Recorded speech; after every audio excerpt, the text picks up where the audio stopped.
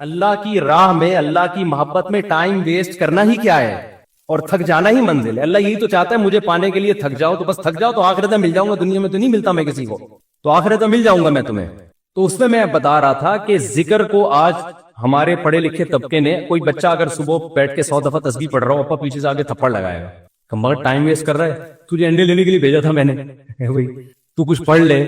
ہاں یہ ہے کہ سارا دن ذکر ہی کرتا رہے, باقی کام نہ کرے, وہ تو پھر رہبانیت ہے, اس سے حدیث نے منع کیا. باقی کام بھی کرنے, لیکن اپنے اوقات میں اللہ کو یاد کرنے کے لیے بھی ٹائم دینا ہے. اور اس میں یہ مت سوچو کہ وقت ضائع ہو رہا ہے, یہ وقت اللہ کو یاد کرنے میں ضائع ہو رہا ہے. یہ ضائع کرنا ہی کیا ہے, عین عبادت ہے, عین مقصد ہے. جیسے قربانی کے دنوں میں جانور کاٹ کے ہلاک کر دینا ہی عبادت ہے, اس لیے کہ پیسہ ضائع ہو رہا ہے بظاہر, لیکن کس کی یاد میں ہو رہا ہے, خدا کے کہنے سے. تو جب محبوبہ کے کہنے پہ ٹائم ویسٹ ہونا ویسٹ نہیں لگتا, تو خدا کے کہنے پہ اس کی یاد میں جو ٹائم ویسٹنگ ہے وہ کہاں سے ویسٹنگ ہو گئی. کسی عاشق سے پوچھو کہ محبوبہ نے تمہیں بلایا, وہ کہے گا میں پہلے بہت ٹائم دے چکا ہوں, مزید ٹائم نہیں میرے پاس. وہ تو بھاگا بھاگا جائے گا, وہ کہے گا بھائی اسی ٹائم ویسٹ کرنے کے لیے تو میں جاب کر رہا ہوں, پیسے اس لیے کما رہا ہوں کہ اس کو پکڑائی میں لے کر آؤں میں. تو وہ تو کہے گا میرا تو مقصد ہی یہی ہے. تو ایمان والوں کا تو مقصد ہی اللہ کو حاصل کرنا ہے. لہذا دیکھو سب سے قیمتی ٹائم پیغمبروں کا ہوتا ہے, پتا ہے نا آپ کو, پیغمبر ایک سیکنڈ بھی کبھی ضائع نہیں کرتے. لیکن وہ ایک آیت میں بار بار پیش کرتا ہوں نا, یہ بھی ہمارے حضرت پڑھا کرتے تھے, یہ آیت بڑا مزہ آتا تھا جب حضرت اس کی تشریح کرتے تھے. اللہ نے کوہ طور پہ موسیٰ علیہ, مختصر بیان کروں گا, کئی بار بیان کر چکا ہوں. اللہ نے کوہ طور پہ موسیٰ علیہ السلام کو بلایا. پہلی دفعہ اللہ میاں نے موسیٰ علیہ السلام سے پوچھا وَمَا تِلْكَ بِيَمِينِكَ یا موسیٰ, اور یہ تیرے دائیں ہاتھ میں کیا چیز ہے اے موسیٰ. اتنا لمبا کلام بظاہر ٹائم ویسٹنگ ہے یا نہیں ہے؟ ابے کیا ہو گیا, تم لوگ بھی تو کچھ ذوق پیدا کرو یار. بظاہر تو یہ ٹائم ویسٹنگ ہے. اے اللہ تو نے موسیٰ علیہ السلام کو بلایا ہے, اور تو خود ہی کہتا ہے وقت کا ضیاع کرنا حرام ہے, ناجائز ہے. قرآن و سنت سے ہمیں پتہ چلتا ہے انسان کی زندگی میں سب سے قیمتی چیز کیا ہے, وقت. حدیث میں آتا ہے من حسن اسلام المرء ترکہ ما لا یعنی, اسلام کی اچھائی یہ ہے لا یعنی چیزیں, یعنی وہ چیزیں جن کا نہ دنیا میں فائدہ اور نہ آخرت میں فائدہ, ان چیزوں کو چھوڑ دو. تو نبی نے خود نہیں چھوڑا ہوگا ان چیزوں کو, بیٹھے ہوئے وہ ویسے ہی بیٹھے ہوئے, کیوں بیٹھا ہوا ویسے ہی یار, ویسے ہی کچھ نہیں ہوتا بھائی, کچھ کر لو یار. ہاں کچھ کر کر کے تھک گئے ہو اس لیے بیٹھے ہوئے ہو, تو پھر ویسے ہی نہیں ہے. آپ بولے ریلیکس ہونے کے لیے بیٹھا ہوں, ویسے ہی کچھ نہیں ہوتا. آج ہمارا زیادہ تر ٹائم ویسے ہی گزر رہا ہے. کوئی بستر پہ پڑا ہوا ہے نا, تو کیا تو کام کر کر کے تھک گیا ہے تو ریلیکس ہو رہے ہیں؟ نہیں بھائی ریلیکس نہیں ہو رہا. 7 گھنٹے سو چکا ہوں میں, 8 گھنٹے سو چکا, اب کیوں سو رہا ہے ویسے ہی. تو یہ ٹائم ویسٹنگ ہے یا نہیں ہے؟ ایک ہوتا ہے تھک گیا سو رہا ہے, بنتا ہے بھائی, یہ سونا ٹائم ویسٹنگ نہیں ہے. ایک ہوتا ہے دماغی کام کر کر کے تھک گیا تو تھوڑا کھیل رہا ہے, کھیل کود کرے گا تاکہ ذہنی تفریح ہو, یہ ٹائم ویسٹنگ نہیں ہے. ایک ہے کھیل لیا, آدھا گھنٹہ کھیل لیا, وہ بہت ہے نا, دماغ فریش ہو گیا. اب کوئی ڈھنگ کا کام کرو, مزید کھیل رہا ہے, اب ڈبو کھیل رہا ہے دماغ فریش کرنے کے لیے. ڈبو سے دماغ فریش, ڈبو ہی کہتے ہیں آج کل, کچھ ہمارے زمانے میں ڈبو کہتے تھے, آج کل کیا کہتے ہیں, ڈبو ہی کہتے ہیں. ہوتی بھی اس کی طرح ڈبو, اور جو کھیل رہے ہوتے ہیں وہ بھی ڈبو لگ رہے ہوتے ہیں. ابے تو کھیل کے, ہم بھی دیکھو کھیلتے ہیں, میں بھی ذہنی تفریح, میں جاگنگ کرتا ہوں ذہنی تفریح کے لیے, بھاگتا بہت, پسینہ نکالتا ہوں, ایسا مزہ آتا ہے. جم چلے گئے, بچوں کے ساتھ بہت آدمی انجوائے کرتا ہے, بچوں کے ساتھ کھیلے, محبت بھی ہوتی ہے, بہت بچے اچھے بھی لگتے ہیں. اللہ کا شکر ہے آج تک, میں نے بچپن میں ایک دفعہ 2-4 دفعہ ویڈیو گیم کھیلا تھا, پھر بڑوں نے ڈانٹ کے نا تھپڑ لگا کے چھین لیا. اس کے بعد سے جب مدرسے میں ہم گئے, ویڈیو گیم نہیں کھیلا جاتا. وہ نادر نے کھلوا دیا تھا, وہ تو بیچارے نے وہ بلا کے چلو یار, وہ تو اس کی محبت میں تھوڑا سا ہم نے کہا چلو, وہ بھی مجھے گن پوائنٹ پہ بٹھا دی, میں کیا کرتا.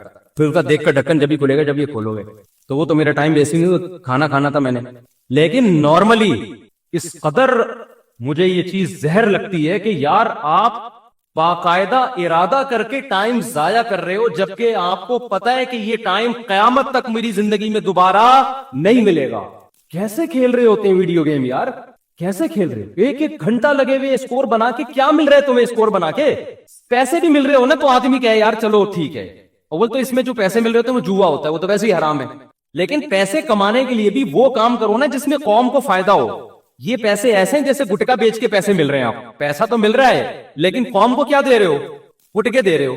تو پیسہ آپ کو گیم کھیل کے اگر جیتنے پہ مل بھی رہا ہے تو ٹائم کوئی اس سے کوئی کچھ فائدہ تو نہیں ہو رہا نا. ایسا کام کرو آپ اس کا معاوضہ لوگوں سے دو, اس کے بدلے میں لوگوں کو بھی کچھ آپ دو. جیسے ڈاکٹر ہے صحت دیتا ہے, بدلے میں پیسے لیتا ہے. لیکچر آ رہا ہے, وہ 1 گھنٹے کا لیکچر دے گا, لوگوں کو نالج دے گا, اس کے بدلے میں پیسے لے گا. یوٹیوب پہ کھانا پکانے کی ترکیب بنا کے ڈال دی, کچھ نہیں تو چلو خواتین کو کھانا پکانا سکھا دیا, مرد ہوٹل جانے سے بچ جائیں گے, گھر میں کھا لیا کریں گے تمیز سے, اور اس کے بدلے میں آپ کی ارننگ ہو گئی. تو چلو لوگوں کو کوئی فائدہ دے کے لے رہے ہو نا, ویڈیو گیم کھیل کے کیا ہو رہا ہے؟ اور اگر پیسے بھی نہ مل رہے ہو تو پھر تو بالکل ہی فضول کام ہے. باقاعدہ ارادہ کر کے کیا کیا جا رہا ہے؟ Time waste. یہ تو زہر ہے بھائی.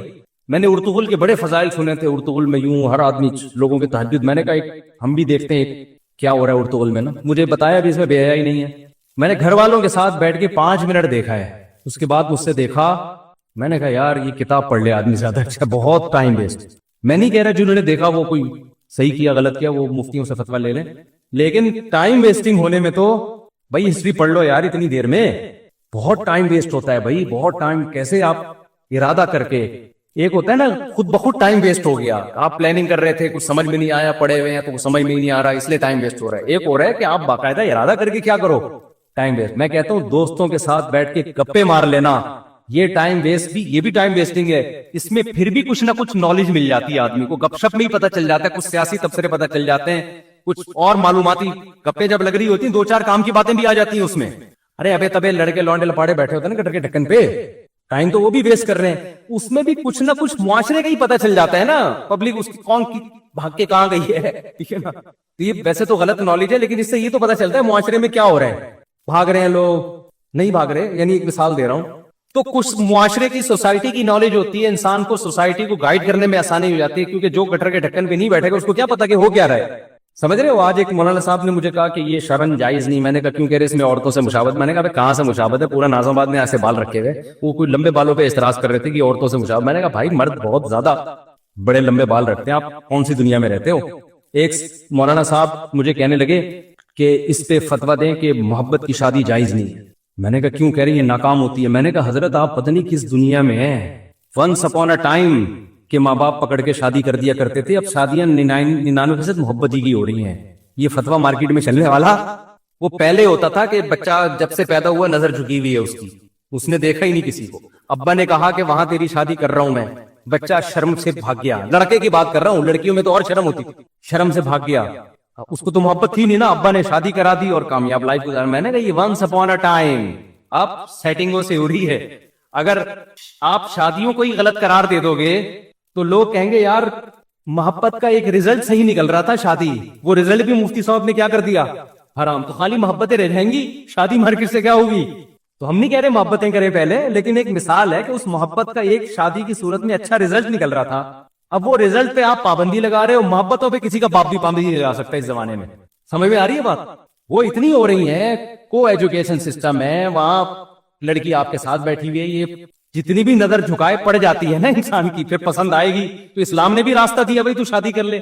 تو جب انسان بالکل ہی بند کمرے میں بیٹھ کے بات کرتا ہے نا, تو وہ گٹر کے ڈھکن پہ بیٹھے گا تو پتا چلے گا نا کہ بند کمرے سوسائٹی میں ساری شادیاں کیسی ہو رہی ہیں. ہم تو بیٹھے ہیں, پہلے بیٹھتے تھے اب نہیں بیٹھتے. تو گٹر کے ڈھکنوں پہ بیٹھے گا تو پتا چلے گا سوسائٹی میں. وہ پھر مثال دیتا ہوں نا یار, بڑا بےحودہ سا لطیفہ ہے, لیکن کیا کریں یار. وہ ابا نے بچے سے پوچھا بیٹا پتا ہے علامہ اقبال کون تھے. بیٹے نے کہا نہیں پتا. کہہ رہا اچھا لیاقت علی خان کا پتا ہے. کہہ رہے نہیں. کم بخت اسکول جاؤ تو پتا چلے نا. بیٹے نے ابا سے کہا ابا آپ کو پتا ہے وسیم صاحب کون ہے. نہیں بیٹا. ستار کا پتا ہے. ابا گھر پہ رہو تو پتا چلے نا. تو جو جہاں رہتا ہے اس کو وہاں کے حالات بولو, رہو گے سوسائٹی میں. تو میں کہتا ہوں جو دوست احباب تختوں پہ بیٹھ کے گپے لگاتے ہیں غلط ہے, میں اس کو پروموٹ نہیں کر رہا, اس کا بھی ایک لمٹ ہوگی, لگائیں گپے ایک لمٹ, لیکن پھر بھی یار اس میں کچھ نہ کچھ فائدہ ہوتا ہے. ویڈیو گیم میں تو کچھ بھی فائدہ نہیں ہے. تو دوستوں کے ساتھ گپے لگا لیا کرو, تفریح ہو جاتی ہے, ہوا خوری ہو جاتی ہے. یہ کام نہ کیا کرو خدا کا واسطہ, یہ جو ویڈیو گیم والا کام ہے اس میں ٹائم ویسٹنگ کے علاوہ کچھ بھی نہیں ہے. تو جلدی سے بات کو سمیٹ کے ختم کروں, میں لمبی ہوتی جا رہی ہے. تو میں یہ عرض کر رہا تھا کہ حضرت موسیٰ علیہ السلام کو نا, جب میں یہ عرض کر رہا تھا اسلام میں وقت کی حفاظت کی بہت زیادہ ویلیو ہے. تو وقت کا تقاضا یہ ہے, وقت کی حفاظت کا تقاضا یہ ہے کہ بات جب کی جائے تو ٹو دا پوائنٹ کی جائے. یہی تقاضا ہے نا. اب کوئی ڈاکٹر صاحب کے پاس جائے, اس کو فیور ہے اور گھنٹہ لگاتے ہی بتانے کے لیے کہ فیور ہے, ڈاکٹر کہے گا بھائی تو میرا ٹائم کیوں ویسٹ کر رہا ہے, مختصر ڈاکٹر کہے گا نا. لیکن کمال ہے, موسیٰ علیہ السلام جب اللہ کے پاس گئے ہیں تو اللہ میاں موسیٰ علیہ السلام سے پوچھ رہے ہیں کہ اور یہ کیا ہے آپ کے دائیں ہاتھ میں اے موسیٰ. بظاہر یہ بھی ٹائم ویسٹنگ ہے یا نہیں ہے؟ بھائی یہ پہلی بات تو اے اللہ تو سیدھا سیدھا کام بتا، موسیٰ کو کرنا کیا ہے؟ فرعون کے پاس جانا ہے، بھیج دے، یہ معجزہ دکھا دے، بس جاؤ بھائی، سوال پوچھنے کی ضرورت کیا ہے؟ تجھے پتا ہے نا لاٹھی ہے، اور اگر پوچھنا ہے تو ماں ہاذا، یہ کیا ہے، یہ پوچھ لے۔ کتنا لمبا کلام، اور یہ تیرے دائیں ہاتھ میں کیا چیز ہے اے موسیٰ؟ موسیٰ علیہ السلام تو پیغمبر تھے، ٹائم ویسٹ بالکل بھی نہیں کرتے تھے۔ حضرت موسیٰ کو ٹائم بچاتے ہوئے تاکہ میں جو اپنا ہدف ہے فرعون کے پاس جانا اس کو فوکس کروں، میں اس ہدف، ٹائم جتنا ضائع ہوگا، یہاں بظاہر ضائع ہو رہا ہے ٹائم، تو اتنا جواب دیتے لاٹھی۔ یہی جواب دینا میں آپ سے پوچھوں، اور یہ آپ کے کھوپڑی پہ کیا رکھا ہوا ہے اے کیا نام ہے آپ کا؟ عبد الرحمان بھائی، آپ کہیں گے ٹوپی، یہی کہیں گے نا آپ؟ یہ نہیں کہیں گے یہ میرے سر پہ ٹوپی ہے، یہ تو نہیں کہیں گے۔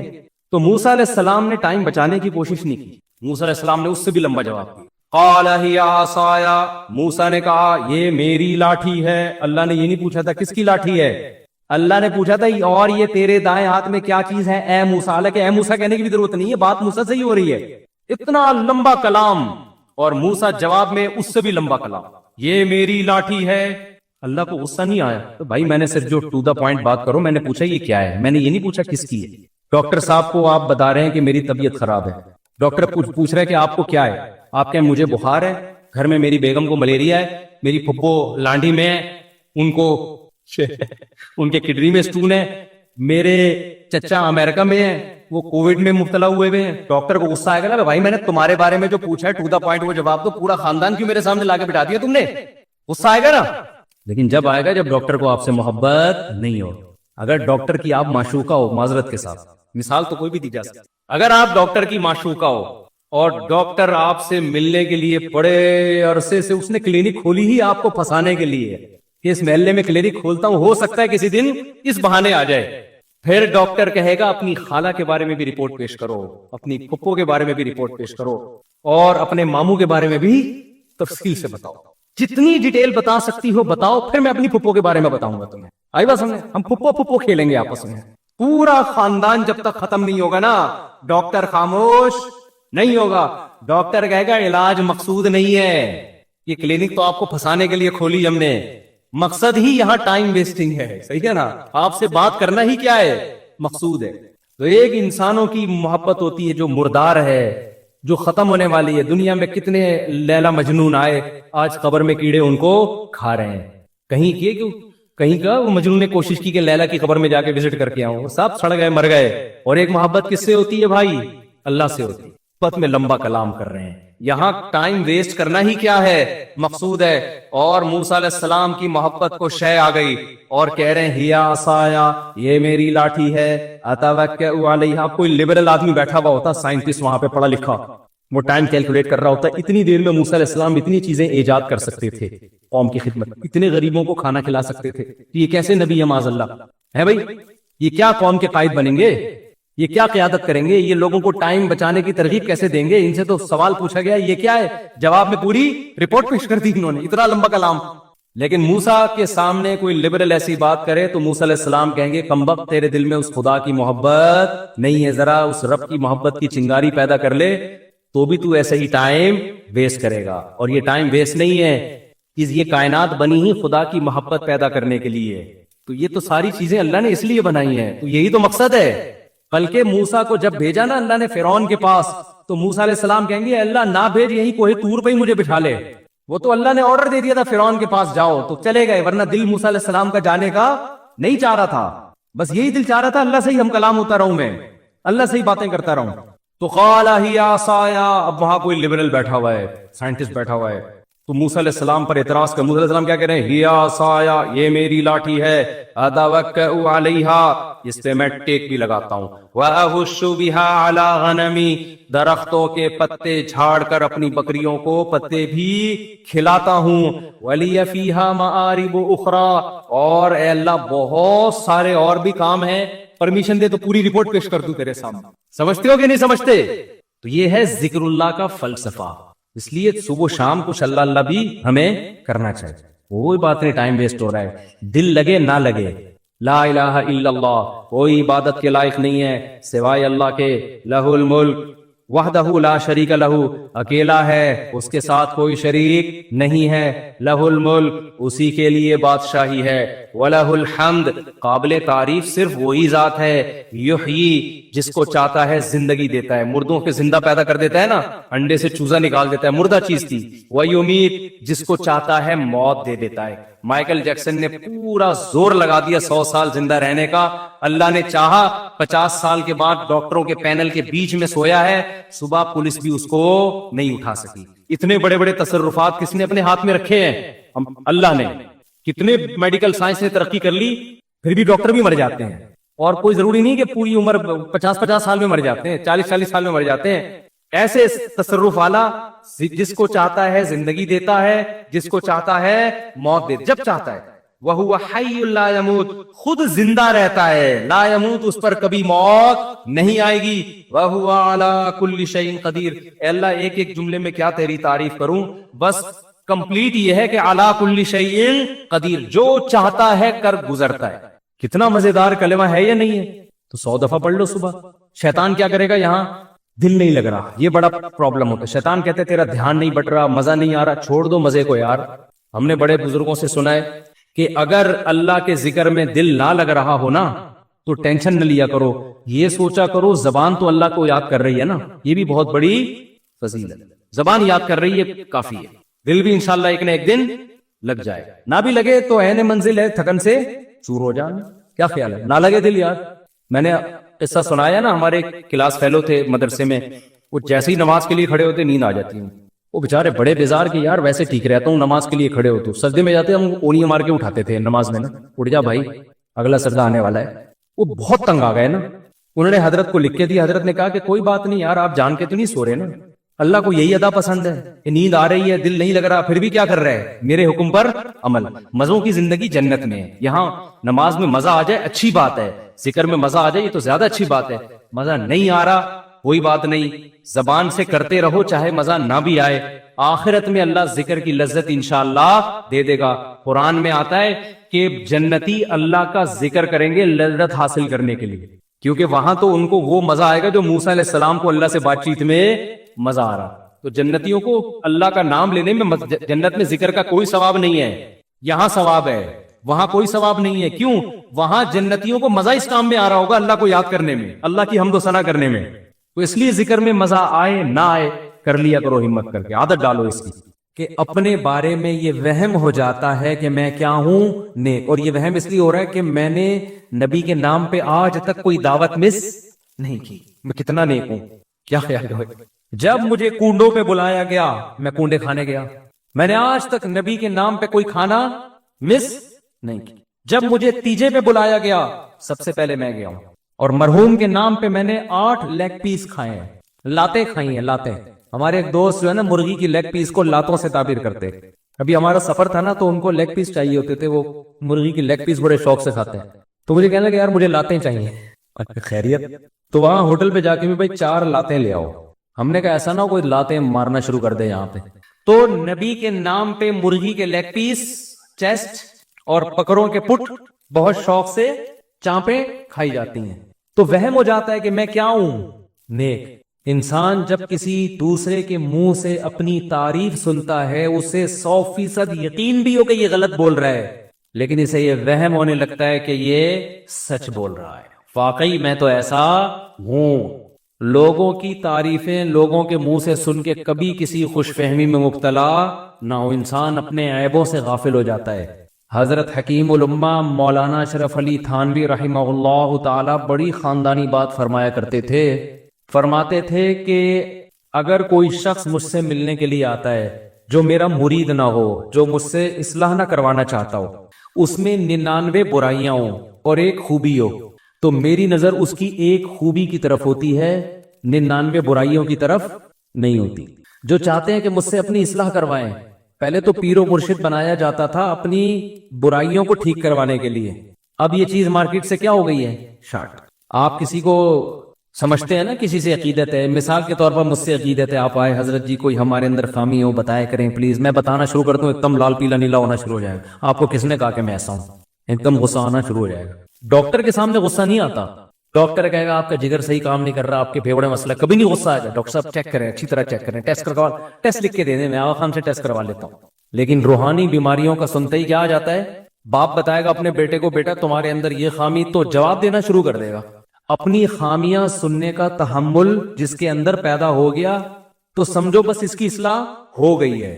خامیاں تو ختم کبھی بھی نہیں ہوں گی, یہ خامی ختم ہو جائے کہ اپنی برائی سننے کا کی برداشت پیدا ہو جائے, بس اس کا مطلب بندہ ٹھیک ہے. بھائی خامیاں تو کبھی بھی ختم نہیں ہوں گی, وہ تو کبھی ایک خامی ختم ہوئی تو دوسری پیدا ہو گئی, دوسری پیدا ہوئی تو جیسے تہذیب کی ضرورت پڑتی ہے نا, درختوں کی شاخیں نکلتی رہتی ہے, کٹنگ ہوتی رہتی ہے, تو آپ کے اندر بھی برائیاں پیدا ہوتی رہیں گی, کٹنگ ہوتی رہے گی. ایسے بن جاؤ کہ تہذیب کی ضرورت ہی نہ رہے, ایسے نہیں بن سکتے آپ, ایسا یہ ہو ہی نہیں سکتا.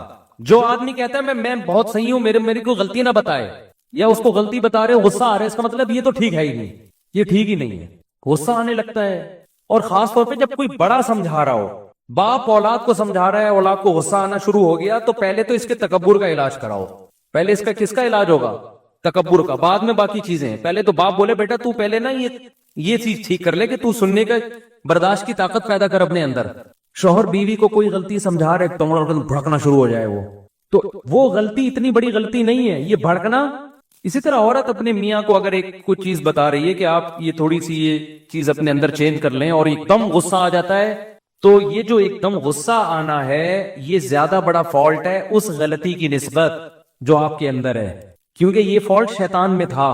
دیکھو غلطی آدم سے بھی ہوئی نا, حضرت آدم علیہ السلام سے اللہ نے کہا کہ یہ درخت سے نہیں کھانا, انہوں نے کھا لیا, مسٹیک ہوئی نا, تو مسٹیک تو آدم سے بھی ہو گئی. اللہ نے کہا غلط کیا, انہوں نے کہا اللہ معافی چاہتا ہوں, غلط ہو گیا مجھ سے, معاف کر دے, ختم. شیطان سے بھی غلطی ہوئی. دو ہی مخلوق زمین پہ رہتی ہے نا, جنات اور انسان, تو دونوں کے باپ سے اللہ نے غلطی ہونے دی. جنات کا باپ شیطان تھا, انسانوں کا باپ آدم. آدم سے بھی ہو گئی مسٹیک. اللہ نے کہا کہ بھئی جیسے ہی اللہ نے لباس چھینا تو سمجھ گئے کہ یہ سزا ملی ہے. جیسے ہی لباس چھینا نا جنت کا, سمجھ گئے کہ یہ کیا ملی ہے, سزا. تو اب اللہ سے لڑ نہیں رہے کہ اللہ پہلے بتاتا تو کہ میں غلط کیا, میں اس کو ریورس کرتا, اس مسٹیک کی تلافی کرتا, تو سزا پہلے دے رہا, بتا بعد میں رہے, بتا بعد میں رہے کہ غلطی ہوئی ہے. بھائی سزا سے اندازہ ہو گیا کہ ہم نے کیا کیا ہے, غلط. فوراً آدم اور حوا دونوں اللہ کے دربار میں دعا مانگنے لگے, ربنا ظلمنا انفسنا, اپنی جان پر ہم نے ظلم کر لیا, تو نے اگر ہمیں معاف نہ کیا ہم تباہ ہو برباد ہو جائیں گے. ادھر شیطان سے غلطی ہوئی, اللہ نے کہا نکل جا میرے دربار سے. شیطان کو سزا ملی, اس کو غلطی کا احساس نہیں ہوا, غصہ آ گیا بھائی اس کو. خلقتنی من نار وخلقتہ من طین, دلائل دینا شروع کر رہا ہے خدا کے سامنے.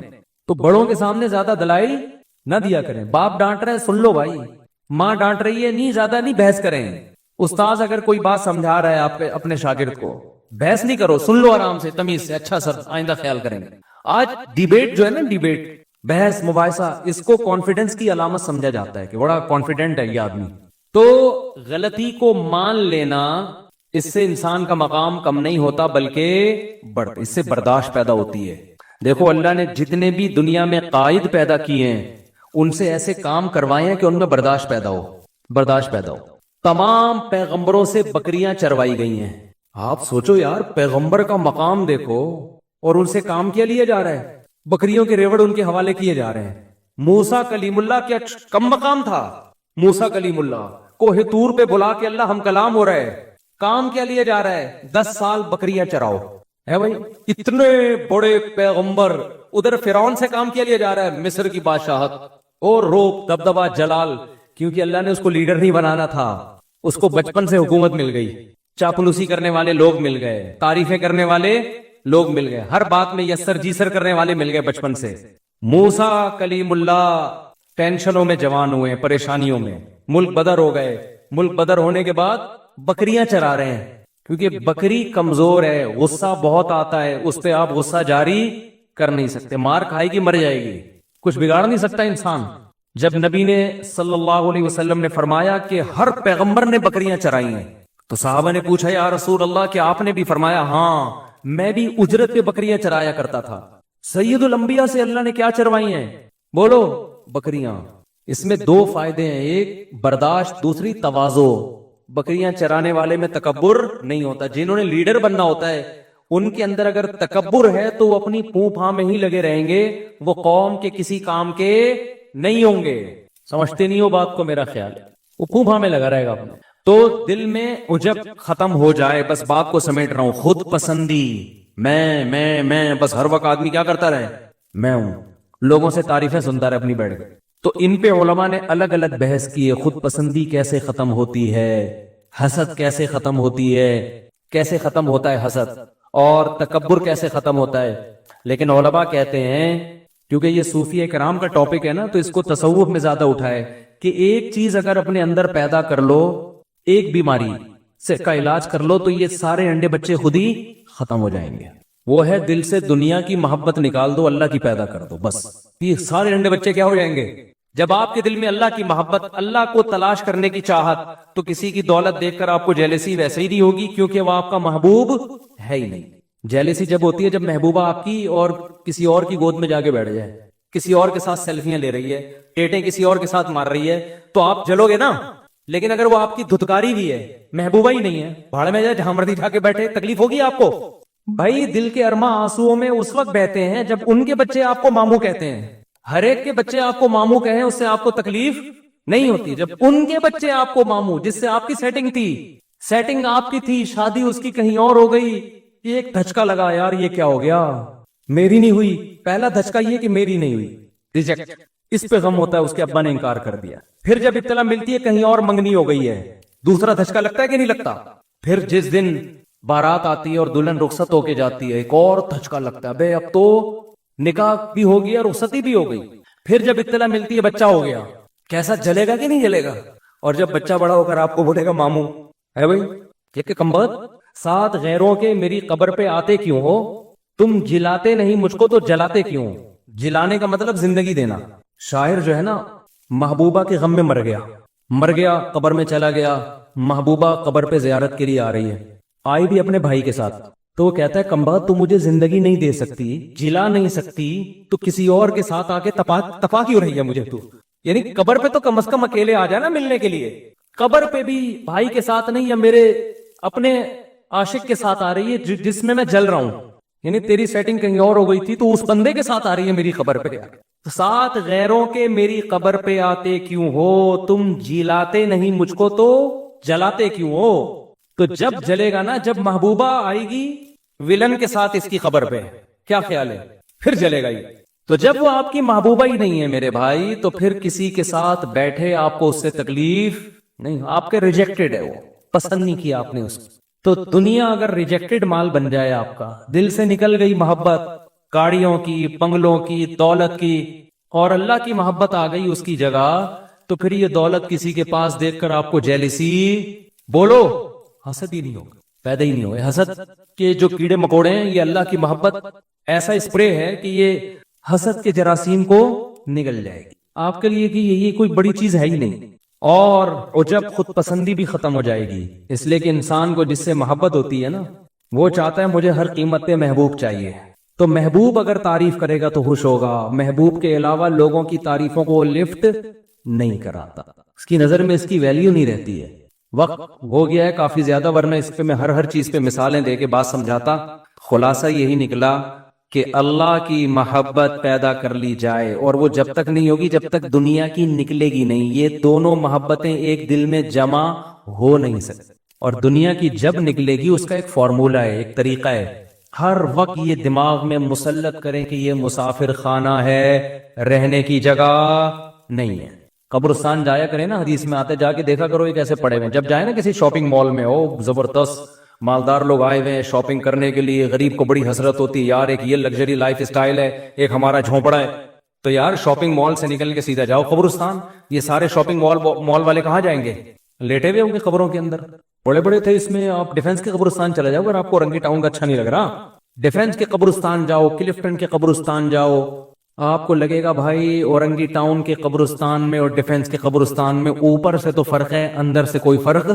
اوپر تو ہوگا شاید کوئی تختیاں وختیاں لگی ہوئی ہوں گی، تو اندر سے صاحب جتنے کیڑے مچھر کالونی والے کی خبر پہ ہوتے ہیں، اتنے ہی کیڑے ڈیفنس کے اندر جو لیٹا ہوا ہے اس کی لاش پہ بھی اتنے ہی کیڑے. Malir cantt defence. اور نماز کا حکم، کیا کون والی مہندی لگانے سے نماز ہو جاتی ہے؟ محمد انس انڈیا سے. دیکھیے مہندی جو ہے نا، کوئی بھی ہو، چاہے کون والی ہو کوئی بھی ہو، اس کا اصول یہ ہے کہ جب باڈی پہ وہ لگی اور خشک ہونے کے بعد اگر اس کی لیئر ایک جم جاتی ہے جس میں پانی ٹرانسفر نہیں ہوتا تو پھر اس کا مطلب ہے کہ اس میں وضو نہیں ہوگا، اور اگر پانی ٹرانسفر ہو جاتا ہے تو وضو ہو جاتا ہے۔ اب مختلف قسم کی مہندیاں آ رہی ہیں، کوئی ایک مہندی، کوئی ایسا حکم نہیں ہے میں بتا دوں کہ بھئی اس کمپنی کی مہندی جائز ہے، اس کمپنی کی جائز نہیں۔ تو جو مہندی استعمال کرنا چاہیں اس کا ایک تجربہ کر لیں۔ تجربہ یہ ہے کہ سادہ پیپر پہ آپ نے مہندی لگائی، کاغذ پہ، اور اس کو پھر خشک کر لیا، ہٹا دیا، اس کا کلر جب پکا ہو جائے تو آپ نے دیکھنا ہے پانی کا ایک قطرہ ٹپکانا ہے۔ اگر پانی کا قطرہ اس کلر کے آر پار ہو جاتا ہے اور کاغذ نیچے سے گیلا ہو جاتا ہے تو اس کا مطلب ہے کہ اس کے اندر سے پانی گزر رہا ہے، اور اگر پانی کا قطرہ اوپر ہی پھسلتا رہتا ہے تو اٹ مینز اس کے اندر سے پانی نہیں گزر سکتا، لہذا اس میں وضو جائز نہیں ہو۔ تو یہ اصول میں نے بیان کر دیا ہے، ہر مہندی ہر کیمیکل کو اسی تجربے پہ آپ پرکھیں۔ مایو مہندی منانا، کیا شریعت میں مایو مہندی جائز ہے یا نہیں؟ نیز لڑکے اور لڑکی کی طرف سے تمام خواتین مل کر اسے سیلیبریٹ کرتے ہیں اور خرچہ سارا مرد کا ہوتا ہے، کیا یہ جائز ہے یا نہیں؟ سید اویس احمد، پاکستان سے۔ ہر وہ رسم جس کا معاشرے میں نقصان ہو رہا ہو، معاشرے کو فائدے کے بجائے نقصان ہو رہا ہو تو اسلام قطعاً اس کی اجازت نہیں دیتا۔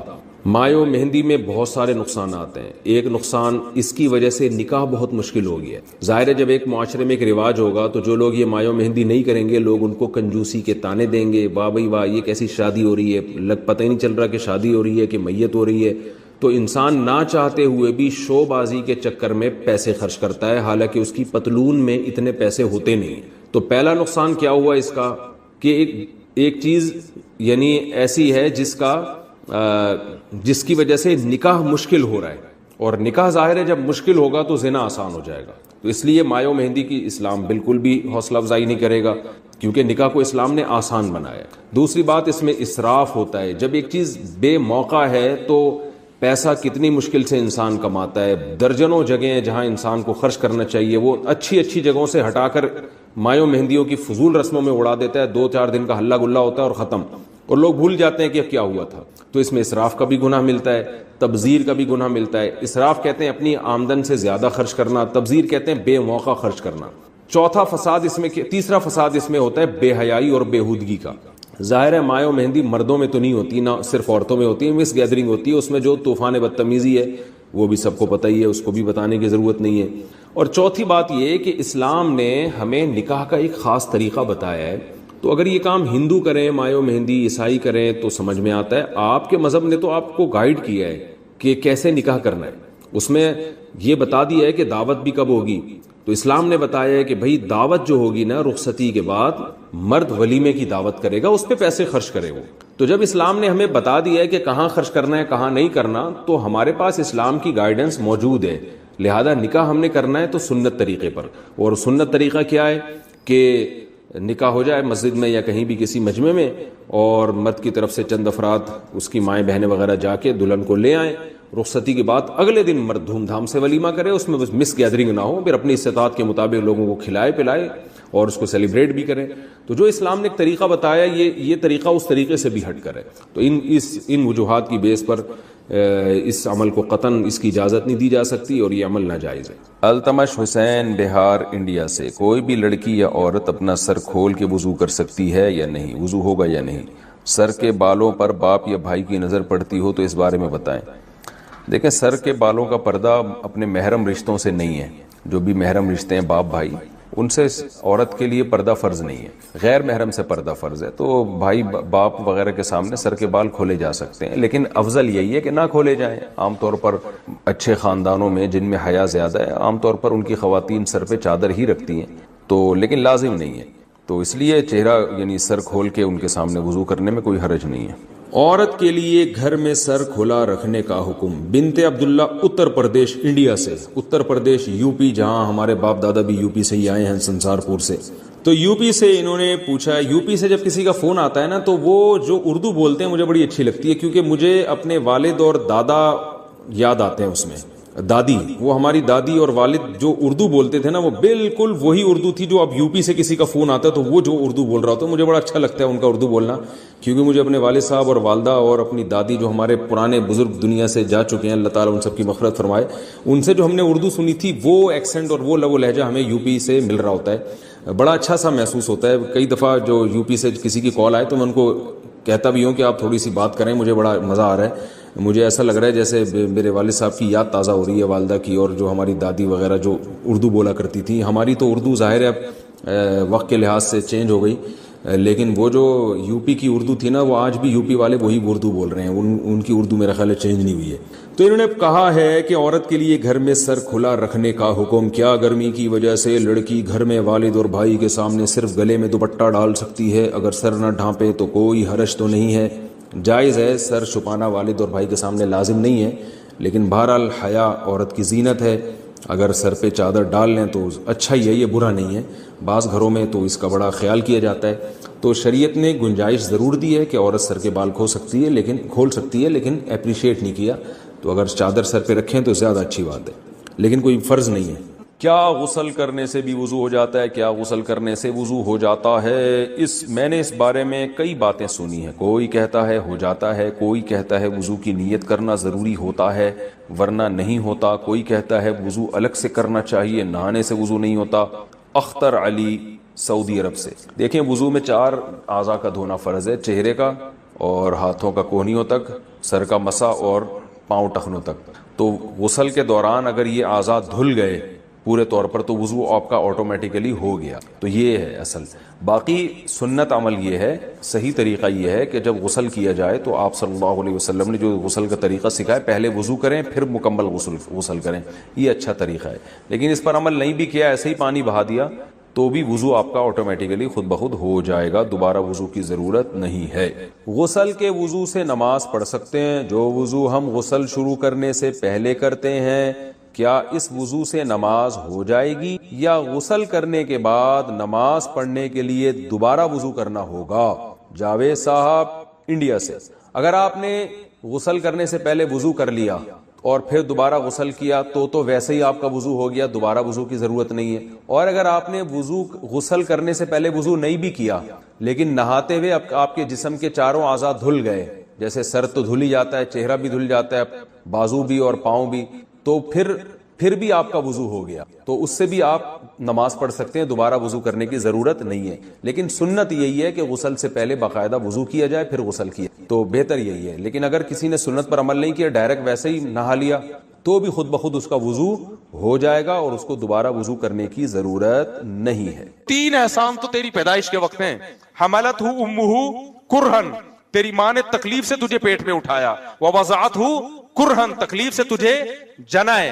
4 हमलुहु व फिसालुहु 30 शहरन, 2.5 साल तक एक लम्हे के लिए तुझसे दूर नहीं हुई है। खुदा से कोई बहस कर सकता है? जब खुदा को खुदा मान लिया तो हथियार डालने पड़ेंगे। और अगर किसी की मां ने 2.5 साल तक गोद में नहीं उठाया तो अल्लाह ने एक और बात बयान की है, व उलुल अरहामी बाज़ुहुम औला बिबाज़िन फी किताबिल्लाह। अल्लाह कहते हैं किसी और के कितने भी एहसानात हों, लेकिन ब्लड रिलेशन अल्लाह की नजर में तमाम रिलेशन से ज्यादा इंपॉर्टेंट है। तुम्हारी मां ने जन के किसी और के हवाले कर दिया, फिर भी मां का हक साक़ित नहीं होता। तभी ये जो अदालतों में बच्चे बाप से अलग हो जाते हैं ना, फिर बच्चे कह रहे होते हैं हमारे बाप ने तो हमें पूछा नहीं। मैं उनसे कहता हूं तुम्हारे बाप ने ना भी पूछा हो, बाप का रिश्ता फिर भी खत्म नहीं होता। तुम्हें अपने बाप की फिर भी खिदमत करनी पड़ेगी, क्योंकि कुरान क्या कह रहा है, तुम्हें अल्लाह ने उसके खून से बनाया, उसके जिस्म से बनाया। ये रिलेशन जो अल्लाह ने कायम कर दिया, ये खत्म करने से खत्म नहीं हो सकता। तभी तो विरासत से आप औलाद को महरूम नहीं कर सकते। देखो अंग्रेजों में ये है कि बाप कहते हैं कि मेरी विरासत मेरी औलाद को नहीं मिलेगी, फला को मिलेगी, वो कहते हैं ठीक मिल जाएगी। इस्लाम में क्या है, बाप कहते हैं मेरी विरासत मेरी औलाद को नहीं मिलेगी, तो क्या महरूम हो जाएगी औलाद? नहीं होगी। इस्लाम कहता है भाई रिलेशन खत्म नहीं हो सकता।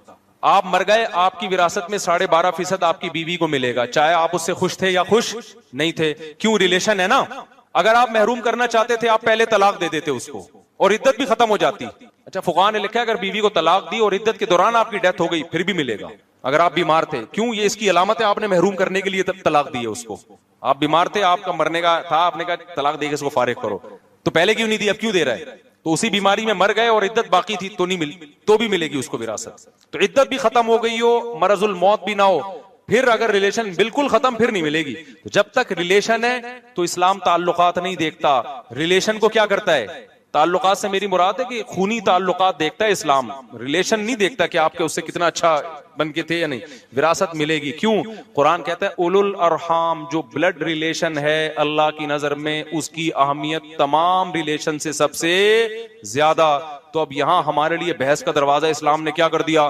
ختم. آپ کو باپ کو دوست پہ ترجیح دینی پڑے گی، سگے بھائی کو دوست پہ ترجیح دینی پڑے گی، بیوی کو انٹیوں پہ ترجیح بولو نا دینی پڑے گی، اولاد کو باقیوں پہ ترجیح دینی پڑے گی آپ کو، کیونکہ آپ کی اولاد ہے، پہلے اس کا خیال کرنا پڑے گا آپ کو. تبھی تو جابر بن عبداللہ رضی اللہ تعالیٰ عنہ بیمار ہو گئے تو انہوں نے کیا کیا؟ غریبوں کی خاطر اپنی ساری جائیداد، نبی کو کہا کہ میں ساری جائیداد صدقہ کر رہا ہوں، اور وصیت کر دی. آپ نے فرمایا نہیں، پہلے کس کا حق ہے؟ اولاد کا. تو حضرت جابر بن عبداللہ نے فرمایا کہ ٹھیک ہے یا رسول اللہ، 2/3 66.6% وہ غریبوں میں اور 33.34% وہ اولاد میں. آپ نے فرمایا نہیں، اس سے بھی زیادہ دو، ان کا حق ہے. تو پھر آپ نے 33% جو ہے وہ وصیت کی، صدقے کی، اور 66% کس کے لیے چھوڑا؟ اولاد کے لیے. اس پہ بھی نبی نے خوشی کا اظہار نہیں کیا. آپ فرمایا ثلث کثیر، یہ جو 1/3 ہے نا یہ بھی بہت ہے. تبھی علماء نے لکھا ہے اگر وصیت کرنی بھی ہو نا غیروں کے لیے تو 1/3 سے کم کرے. نہیں ہے یہ بات سمجھ میں؟ اور یہ بھی مالدار لوگوں کے لیے، جو غریب لوگ ہیں ان کے لیے کہ سارا کس کے لیے چھوڑے؟ اولاد کے لیے. تو اللہ تو بلڈ ریلیشن کو کیا کر رہا ہے؟ ترجیح دے رہا ہے. گورے کے پاس یہ تعلیمات نہیں ہے، عقل سے یہ چیزیں ڈیسائیڈ ہو ہی نہیں سکتی ہیں. تو اس سے ریلیشن کیا ہو گئے ان کے؟ ریلیشن کے علاوہ وہاں سب کچھ ملے گا آپ کو. اور سب سے پہلے تو اللہ سے ریلیشن ہی ختم ہو گیا. ہم تو غم میں کس کو پکار لیتے ہیں بھائی؟ بہت سی چیزیں آدمی بیوی سے بھی شیئر نہیں کر سکتا، ابا سے بھی شیئر نہیں کر سکتا، اکیلے میں اللہ سے جا کے بول رہا ہوتا ہے اللہ تجھے پتا ہے کہ میں کیا چاہتا ہوں. وہ آپ کو پتا ہے آپ کیا چاہتے ہیں، سمجھ ہی گئے ہوں گے. بعض چیزیں لوگ ہم سے بتاتے ہوئے بھی شرما رہے ہوتے ہیں. میں کہتا ہوں تنہائی میں اللہ کو بتا دے تجھے کون پسند ہے اور تو کس سے شادی کرنا چاہتا ہے. یا کوئی گناہ ہو گیا آپ سے اور آپ کے دل میں ندامت ہے کہ یار یہ غلط ہو گیا. انسان نہ اپنے باپ کو بتا سکتا ہے، نہ اپنی ماں کو بتا سکتا ہے، نہ اپنے دوست کو بتا سکتا ہے. تنہائی میں کس کے سامنے رو کے ہلکا کرے گا اپنے آپ کو؟ اللہ کے گورے کے پاس یہ آپشن بھی میرے بھائی. تو ریلیشن ہی نہیں ہے، نہ اللہ سے، نہ اللہ کے رسول سے، نہ بزرگوں سے، نہ علماء سے، نہ میاں بیوی سے، نہ ماں باپ سے. بزنس کا تھوڑی بہت ہوتا ہے دوستی موستی، وہ تو ہے ٹھیک ہے، جو کچھ ہوتے ہوں گے ان کے بڑے ریلیشن ہوتے ہوں گے، لیکن میجورٹی اس ریلیشن کی نعمت سے کیا ہو گئی؟ محروم. تو میں آپ کو آخری بات کہتا ہوں، اگر چاہتے ہو نا اچھا ریلیشن، جو کنوارے ہیں نا ان کے پاس بہترین آپشن ہے. ابھی سے ارادہ کرو کسی دیندار سے شادی کرو، وفادار سے، اور اولاد دبا کے پیدا کرو، اپنا خاندان آباد کرو، اللہ پہ توکل کرو. اولاد کو کماؤ پوت نہ سمجھو کہ ہمیں کما کے کھلانے کے لیے ہم نے پیدا کیا ہے، بلکہ اولاد کو یہ باور کراؤ بیٹا ہم جب تک زندہ ہیں تمہیں کھلانے کے لیے، بس تم انسان کے بچے بن جاؤ. تمیز، ہم نے تمہیں اس لیے نہیں پیدا کیا کہ تم نوٹ لا کے. اولاد کو بھی ماں باپ یہ باور کرا دیتے ہیں، اولاد سمجھ جاتی ہے ہمارا ابا ہم سے امیدیں صرف پیسوں کی لگا کے بیٹھا ہوا ہے، کمرشل ہے ابا بھی ہمارا، کیا ہے ہمیں اس نے کمرشل بنایا. ہاں پوستی پن بے روزگاروں کی طرح پیتا رہتا ہے، پھر ایک الگ بات ہے، پھر تو چترول بھی لگا دو کسی دن. وہ تو اپنا فیوچر تباہ کر رہا ہے نا. وہ کمائے کس کے لیے؟ اپنے فیوچر کے لیے. اس کو ترغیب دو بیٹا ہم جو تمہارے پہ سختی کر رہے ہیں تمہارا فیوچر بنانے کے لیے. باپ کی غیرت کے خلاف ہے کہ وہ اولاد سے مالی امیدیں لگا کے بیٹھ جائے. باپ کو اللہ نے کیا بنایا ہے؟ باپ بنایا. اس کا ہے کہ میں تیرا باپ ہوں، جب تک ہوں تجھے کھلاؤں گا. لیکن اولاد کو چاہیے وہ یہ رکھے کہ میرے پاس جو کچھ ہے کس کے لیے؟ میرے ماں باپ کے لیے. تو یہ جذبہ جب دین نہیں ہوگا تو پیدا نہیں ہوگا. ہمارے حضرت کے بیٹوں نے بڑی مہنگی گاڑی خریدی. ہمارے حضرت مفتی رشید احمد صاحب بڑے غیرت مند، ان کے بیٹوں نے بڑی مہنگی گاڑی خریدی، حضرت کے پاس نہیں تھی. حضرت نے کہا یہ تو غلط ہو گیا، میرے بیٹوں کے پاس اتنی اچھی گاڑی آ گئی تو لوگ سمجھیں گے یہ باپ ہیں اور ہم کیا ہیں؟ بیٹے ہیں. تو حضرت نے جا کے اس سے مہنگی گاڑی خریدی. حضرت مزے لے کے بتایا کرتے تھے میں نے اس لیے مہنگی گاڑی خریدی تاکہ لوگوں کو پتا چلے باپ کون ہے، باپا میں. لیکن حضرت کے بیٹے بھی بڑے ماشاءاللہ غیرت مند خاندانی. تو آپ کے پاس پیسہ آیا تو آپ خود چاہو کہ میرے باپ کے پاس اس سے زیادہ ہو. ایک صاحب نے گاڑی لی تو انہوں نے اپنے ابا کے لیے مہنگی گاڑی خریدی. انہوں نے کہا یار میرے ابا کی گاڑی میرے سے زیادہ اچھی ہونی چاہیے تاکہ وہ دیکھنے میں بھی میرے ابا لگیں. تو یہ غیرت مندوں کا کام ہوتا ہے. اللہ تعالیٰ میں سمجھنے کے عمل کی توفیق. لوگ عشاء میں پہنچ رہے ہوتے ہیں تو پورے سال کے لیے بیان کا ٹائم ہم نے چینج کر دیا ہے. مغرب کی نماز کے بعد، سردیوں میں بھی گرمیوں میں بھی، عشاء کے بعد تھوڑی دیر بس مسائل کا سیٹ اپ ہوگا. بھائی کسی ادارے کا نام لے کے اس ادارے کے بارے میں مت پوچھا کرو. سمجھتے ہو کہ یہ ادارہ ٹھیک ہے یا نہیں ہے؟ میں اگر بول دوں ٹھیک ہے تو میرے ذمے اس کو ثابت کرنا, میں اگر بول دوں کہ ٹھیک نہیں ہے تو کورٹ مجھ سے ثبوت مانگے گی آپ نے کس پر الزام کیسے لگا دیا. بعض دفعہ ہمیں کسی کے بارے میں پتا ہوتا ہے ٹھیک نہیں ہے, لیکن ثبوت پیش کرنے کے قابل ثبوت نہیں ہوتے. اب میں نے کسی شخص کو دیکھ لیا زنا کرتے ہوئے, اللہ نہ کرے, تو مجھے تو پتا ہے زانی ہے, لیکن میں لوگوں کو تھوڑی بتا سکتا ہوں. لوگ ثبوت مانگیں گے تو میں کہوں گا میں نے خود دیکھا ہے, تو کہیں گے بھائی آپ جھوٹ بھی تو بول سکتے ہو, گواہ لاؤ.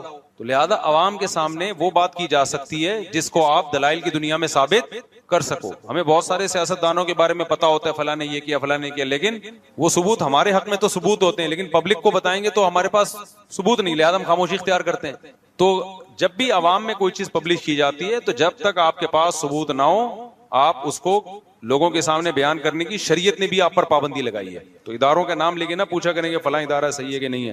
ریکارڈنگ شروع ہو گئی ہے.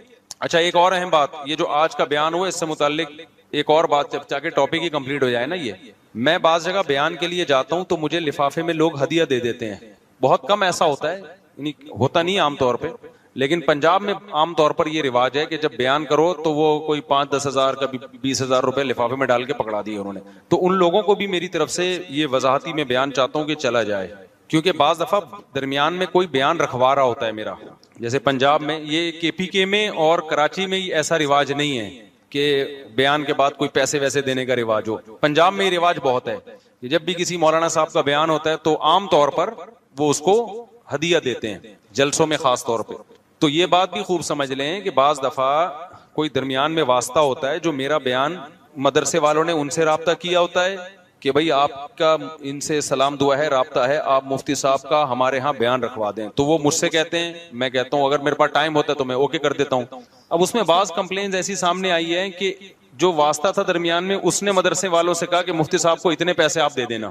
تو یہاں بھی میں وضاحت کرنا چاہتا ہوں کہ میرے بیان کا کوئی 1 روپے بھی کمیشن یا پیسہ نہیں ہے. چاہے امریکہ میں جاؤں, جاپان میں جاؤں, انڈونیشیا میں جاؤں, دنیا میں کہیں بھی سفر ہوں.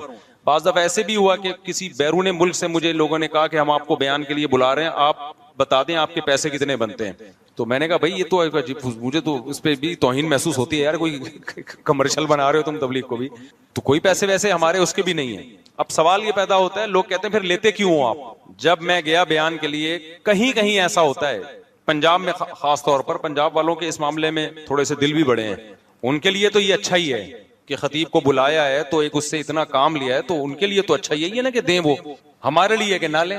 اب مجمع میں جب کوئی لفافہ کسی کو دے رہا ہوتا ہے نا, تو اس کا انکار کرنا سامنے والے کی بے عزتی ہے. تو میرے دل کی حالت الحمدللہ یہی ہے کہ میں سامنے والے کی عزت رکھنے کے لیے لیتا ہوں میں, کہ یار اگر انکار کیا نا, وہ سامنے والا اپنی انسلٹ محسوس کرتا ہے. اب لوگ اس کو یہ رخ لیں کہ اچھا یہ آئے تو تھے جی دین کی بات کرنے کے لیے, اور ادھر لفافوں کے کیا چل رہے ہیں, تبادلے چل رہے ہیں. تو وہ تبادلے اس نوعیت کے ہوتے ہیں. ہمارا نہ کوئی چارجز ہیں, نہ میں نے کسی کو کہا ہے. اگر کوئی کسی کو کہہ رہا ہے مجھے کو پیسے تو وہ خود ذمہ دار ہے. میں نے قطعاً, اور مجھے پتہ چل جائے تو میں غصہ بھی ہوتا ہوں اس کے اوپر کہ آپ نے کیوں بولا اس کو کہ مفتی صاحب کو اتنے پیسے دے دینا. پھر بھی اگر کوئی لفافہ دے رہا ہوتا ہے نا, تو وہ بہت مشکل ہوتا ہے اس کا انکار کرنا, وہ سامنے والے کی بے عزتی ہے. اب یہاں بھی لوگ آتے ہیں خوشبو لے کے, پورے جمع ہو گئے الحمدللہ ہمارے پاس خوشبوؤں کے, تو وہ خوشبو لے کے آ رہے ہوتے ہیں. یہ تھوڑی ہوتا ہے کہ یار اس کا انکار کر دو, وہ تو شریعت کے بھی خلاف ہے, بلکہ میں تو اس کا شکریہ ادا کرتا ہوں. کوئی 5 روپے بھی ہدیہ دیتا ہے, بھائی آپ کا بڑا شکریہ, آپ نے محبت کا اظہار کیا, اور یہ بنتا ہے.